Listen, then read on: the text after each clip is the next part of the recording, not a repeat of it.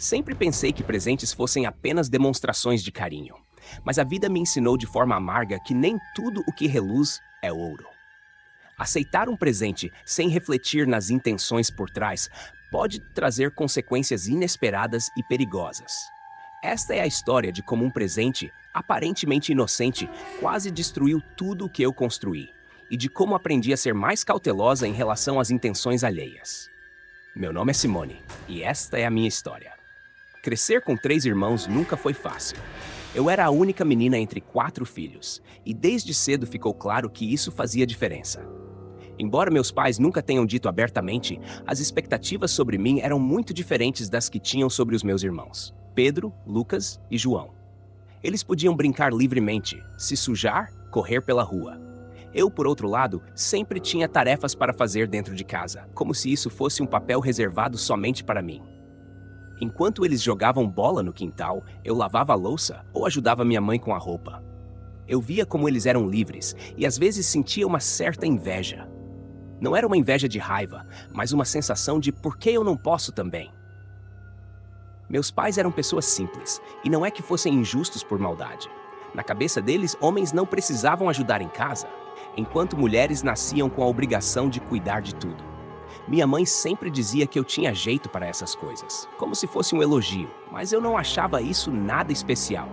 Quem quer ser boa em limpar banheiro, afinal? Enquanto isso, meus irmãos podiam ser o que quisessem. Se Pedro quisesse ser mecânico, ótimo. Se Lucas sonhasse em ser engenheiro, melhor ainda. Mas eu parecia que estava destinada a ser uma boa dona de casa, mesmo com meus sonhos de estudar e ser independente. Eu adorava ler, e nos poucos momentos de paz que tinha, pegava qualquer coisa que encontrava por perto. Gibis, livros velhos, qualquer coisa que me permitisse fugir para outros mundos, onde as meninas podiam ser o que quisessem. Mas aí, o chamado da minha mãe interrompia. Simone, vem ajudar com o jantar. E assim, meu pequeno momento de liberdade acabava. Meus irmãos, claro, não percebiam nada disso. Para eles, era normal que eu ficasse dentro de casa ajudando, enquanto eles jogavam videogame no sofá. E se eu reclamasse, era vista como chata, ou pior, como exagerada. Com o tempo, comecei a me acostumar com essa dinâmica, ou talvez me conformei, não sei bem. O fato é que quando você cresce ouvindo que certas coisas são normais, uma hora acaba aceitando, mesmo que não ache certo. Eu sempre era mais cobrada, não só para ajudar em casa, mas também para ser responsável e não errar. Minha mãe dizia que eu precisava estudar, arrumar um bom emprego e, eventualmente, um bom marido. Ela parecia acreditar que minha vida já estava traçada. Enquanto isso, meus irmãos nunca recebiam esse tipo de pressão. Eles podiam tirar notas medianas ou até ruins, e ninguém se importava tanto. Mas se eu tirasse menos que um 8, a história era outra. Meu pai fazia questão de me lembrar que eu precisava garantir meu futuro. Enquanto isso, Pedro, Lucas e João podiam viver suas vidas sem o peso das expectativas. Eles podiam arrumar qualquer emprego, ou até nenhum, e isso parecia estar bem para os meus pais. Já eu tinha que ser alguém. Eu era a irmã mais velha e única menina. Então, cada escolha minha parecia pesar mais. Essa diferença sempre me incomodou. Eu me perguntava se eles notavam o quanto as expectativas sobre mim eram indiferentes. Enquanto eu carregava o peso de tantas responsabilidades, eles viviam de maneira muito mais leve. Nunca tive a liberdade que eles tinham. Desde cedo, meus pais me lembravam da importância de estudar, de ser melhor, de não errar. Com o tempo, me conformei. Talvez tenha apenas aprendido a me virar no meio disso tudo, como muitas mulheres fazem. Engoli a frustração e segui em frente. Quando terminei a escola, não tive tempo de experimentar o primeiro amor, como minhas amigas. Eu estava focada nos estudos, obedecendo ao que meus pais esperavam de mim. Me formei em Direito, passei num concurso para defensora pública logo depois da faculdade e tudo parecia estar indo conforme o roteiro. Mas foi justamente nesse ponto que minha história mudou de rumo. Quando finalmente consegui alugar meu próprio apartamento, senti uma sensação incrível de liberdade. Aquela era a minha chance de viver a minha vida, de tomar as minhas próprias decisões. Comecei a sair mais, a conhecer pessoas novas, e foi assim que conheci o Celso. No início, parecia inofensivo. Ele era amigo de uma amiga, e embora houvesse uma química, eu deixava claro que não queria um relacionamento sério. Mas Celso insistia. Ele começou a aparecer em todos os lugares que eu ia, mandava mensagens constantemente e parecia não entender ou não aceitar os meus limites. Chegou a um ponto em que comecei a evitá-lo, recusando convites para festas só para não ter que lidar com sua presença sufocante. E então, um dia ele apareceu no meu trabalho com um buquê de flores, chocolates e um pedido de desculpas. Eu pensei que finalmente ele tinha entendido, mas foi aí que tudo começou a desmoronar. Depois daquele dia, comecei a ter sonhos estranhos com ele. Aos poucos, ele dominava meus pensamentos, e eu, que antes queria distância, comecei a sentir falta dele. Não fazia sentido. Eu sabia que não queria nada com ele, mas algo me puxava para perto dele, como se estivesse presa. E então, minha vida começou a sair dos trilhos. Problemas financeiros inexplicáveis, objetos quebrando em casa, dores de cabeça constantes. Parecia que tudo estava desmoronando ao meu redor. Foi só quando uma amiga do trabalho, que era médium, me alertou sobre uma presença sombria que me acompanhava, que comecei a entender o que estava acontecendo. Fui a um terreiro com ela, e lá, durante uma consulta espiritual, descobri que o Celso havia usado magia para me prender. Aqueles chocolates que ele me deu estavam enfeitiçados, e desde o momento em que os comi, minha vida começou a ruir. Fiz um ritual de limpeza e aos poucos as coisas começaram a melhorar. O feitiço foi quebrado e eu consegui me libertar da influência de Celso. Hoje, olho para trás e vejo como fui manipulada, como quase perdi tudo por causa de um presente. Mas também vejo o quanto aprendi. Não aceito mais nada sem pensar nas intenções por trás. E agora, finalmente, estou livre para seguir minha vida em paz. Quando finalmente consegui me livrar de Celso, era como se uma nuvem densa tivesse sido retirada da minha mente. O peso que carregava, tanto emocional quanto espiritual, começou a desaparecer gradualmente. Eu já não me sentia mais sufocada pelas lembranças, pelos pensamentos confusos ou pela dor de cabeça constante que me acompanhava. As coisas finalmente estavam voltando aos trilhos.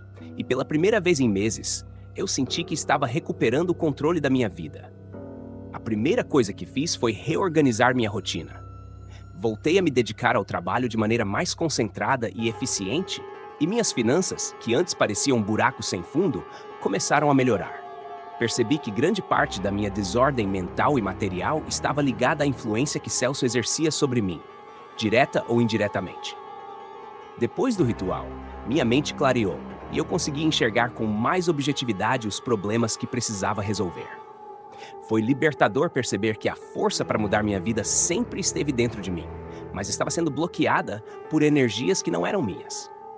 Aquele ciclo de problemas, confusões e sentimentos ambíguos havia sido, na verdade, uma consequência das manipulações de Celso. O feitiço dos chocolates, algo que parecia tão inofensivo no começo, havia trazido à tona uma série de infortúnios que quase me destruíram por completo. A conexão que ele forçou entre nós, de forma tão desonesta e obscura, agora estava quebrada, e eu podia seguir em frente sem olhar para trás. Com o passar das semanas, fui sentindo cada vez mais a diferença na minha vida. Pequenas coisas que antes me pareciam complicadas começaram a se desenrolar com facilidade. Aquela sensação de estar sempre caminhando contra uma corrente de problemas havia desaparecido. As dores de cabeça sumiram completamente e minha saúde física e mental estavam se restabelecendo. A sensação de nojo que sentia por Celso foi a última coisa a desaparecer. Durante um tempo, me perguntava como eu, uma pessoa tão racional e focada, havia permitido que algo assim acontecesse comigo. Era difícil processar o fato de que fui vítima de uma manipulação tão baixa e, pior, que não havia percebido os sinais logo no início. Mas com o tempo, entendi que eu não poderia me culpar por isso. Havia forças em jogo que iam além do que eu poderia compreender naquele momento, e reconhecer isso foi parte fundamental do meu processo de cura. O mais importante foi que consegui sair dessa situação antes que ela me destruísse completamente. Recomecei minha vida aos poucos, mas com passos firmes.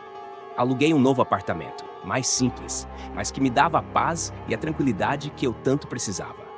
Voltei a sair com minhas amigas, a socializar e a me divertir, mas dessa vez com uma cautela muito maior em relação às pessoas que deixava entrar na minha vida. Aprendi, da maneira mais dolorosa possível, que presentes nem sempre são gestos de carinho, e que as intenções por trás de um presente podem esconder perigos que nem imaginamos. Hoje, sou mais cuidadosa com as pessoas ao meu redor, mais atenta aos sinais e, principalmente, mais confiante na minha intuição. Se algo não me parece certo, confio no meu instinto e me afasto. O ritual no terreiro não só me libertou de uma amarra espiritual, mas também me ensinou a importância de buscar ajuda quando precisamos, mesmo que seja em algo que inicialmente não acreditamos. Às vezes, as respostas que precisamos estão fora da nossa zona de conforto. E aprender a olhar além do que conhecemos pode ser a chave para solucionar problemas que parecem insolúveis. Seguir em frente não foi fácil, mas foi necessário. Deixei Celso para trás, junto com todo o caos que ele trouxe à minha vida, e comecei a reconstruir minhas bases.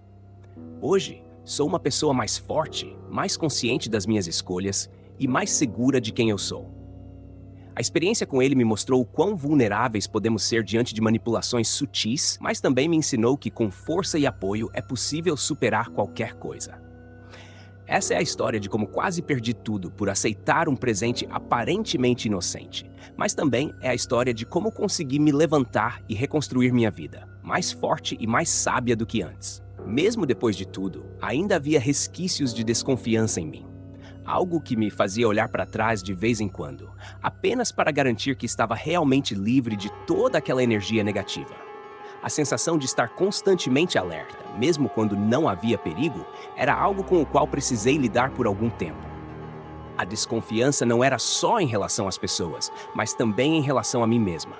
Será que eu saberia reconhecer, da próxima vez, se alguém tentasse me manipular ou me envolver em algo tão obscuro novamente? Esse questionamento me perseguiu durante meses. Cada interação, cada nova amizade, cada oportunidade de conhecer alguém me deixava um pouco apreensiva. Eu já não era mais a mesma pessoa. Minha capacidade de confiar plenamente nos outros havia sido abalada, e reconstruí-la exigiu um esforço gigantesco. A confiança, percebi, é algo frágil, e uma vez destruída, leva tempo para ser restaurada. Não só a confiança nos outros, mas também a autoconfiança. Por muito tempo me perguntei como havia deixado que aquilo acontecesse, como não havia percebido as intenções de Celso antes. Isso me assombrava. Foi então que comecei a frequentar sessões de terapia. Precisava processar tudo aquilo e entender que eu não era culpada por ter sido vítima de manipulação. O processo de cura emocional foi tão importante quanto o espiritual. Na terapia, aprendi a me perdoar, a reconhecer que aquilo não definia quem eu era e que minha vida não precisava ser pautada pelo medo de que algo semelhante pudesse acontecer de novo. A terapia me ajudou a ressignificar toda a experiência. O que antes era visto como fraqueza, agora eu conseguia ver como um ponto de transformação. Eu tinha sido manipulada, mas também tinha encontrado forças para me libertar e reconstruir minha vida. Com o tempo, comecei a abrir meu coração novamente para novas amizades e experiências, mas de forma muito mais cautelosa. Aprendi a estabelecer limites claros e a não ignorar sinais de alerta. Minha intuição, que antes eu costumava ignorar, agora era minha aliada. Se algo não me parecia certo, eu me afastava imediatamente, sem hesitar. Esse novo nível de autoconhecimento me trouxe uma paz que há muito tempo eu não sentia. Eu não precisava mais agradar ou confiar cegamente nas pessoas para me sentir validada. Aprendi que minha validação vinha de dentro, e isso foi libertador. Embora a lembrança de Celso ainda surgisse de vez em quando, já não me causava dor ou medo. Ele era apenas uma página virada no livro da minha vida. E como todas as páginas, essa também tinha me ensinado algo importante. Entendi que às vezes as lições mais valiosas vêm dos momentos mais difíceis. Eu precisava passar por aquilo para me tornar a pessoa que sou hoje. Mais forte, mais sábia e muito mais conectada com minha própria essência. Aos poucos, voltei a me sentir confortável com a ideia de aceitar presentes e gestos de gentileza, mas nunca mais deixei de ser criteriosa. Ao contrário de antes, agora eu sabia que nem tudo que vem em belas embalagens carrega boas intenções, e essa foi uma das maiores lições que tirei de toda a experiência. Presentes podem ser simbólicos, podem carregar energias, e eu me tornei muito mais sensível a isso. Aprendi a discernir melhor o que era genuíno do que era manipulação disfarçada. Esse novo olhar, mais apurado, me ajudou a construir uma vida mais protegida, mais segura e com relacionamentos muito mais saudáveis. Com o tempo, comecei a compartilhar minha história com outras pessoas que também passaram por situações de manipulação, seja emocional, espiritual ou psicológica. Percebi que muitas pessoas, assim como eu, sentem vergonha por terem sido manipuladas. Mas é importante entender que isso não define quem somos. Somos mais do que nossas experiências traumáticas. Conversar sobre o que passei ajudou não só na minha própria cura, mas também na cura de outras pessoas que se identificavam com o meu relato. Hoje, olho para minha vida e vejo o quanto evoluí. Aquela mulher insegura, que se permitiu ser enredada por Celso, já não existe mais. Em seu lugar está alguém muito mais consciente de si mesma, muito mais firme em suas decisões e, principalmente, muito mais em paz com o passado. O que restou de tudo isso foi um profundo senso de autocuidado e autovalorização. Eu entendi que, no fim das contas, a pessoa mais importante que devo proteger sou eu mesma, e isso é algo que levo comigo todos os dias. Com o tempo, tudo começou a fazer sentido de uma maneira diferente. O que antes era uma ferida aberta, agora é uma cicatriz que conta uma história de superação. Cada pedaço dessa jornada me trouxe uma nova perspectiva sobre quem eu sou e sobre o mundo ao meu redor. As lições aprendidas foram duras, mas também libertadoras. Aprendi que a verdadeira força está na capacidade de recomeçar, de confiar novamente e de, acima de tudo, saber que o nosso valor nunca deve ser definido por aquilo que os outros fazem ou pensam de nós. A cura foi um processo longo, mas ao final me vi mais conectada com meu propósito, mais fortalecida espiritualmente e emocionalmente. Hoje olho para trás e vejo a força que existia em cada passo que dei. O Celso não era apenas uma pessoa que cruzou o meu caminho com intenções ruins, mas um catalisador para o meu crescimento pessoal e espiritual. Ele foi, de certa forma, um espelho que refletiu tudo o que eu precisava aprender sobre mim mesma e sobre os limites que eu precisava estabelecer. Por mais doloroso que tenha sido, agradeço por ter passado por essa experiência, porque ela me moldou de uma maneira que nenhuma outra experiência seria capaz de fazer. Eu me tornei mais sábia, mais empática e muito mais consciente do meu poder. A mensagem que eu quero deixar para todos que acompanharam até aqui é essa: por mais difícil que seja a jornada, sempre há um lado de cura e transformação ao final. Cada desafio traz consigo uma oportunidade de crescimento. É fundamental confiar no processo e, principalmente, confiar em si mesmo.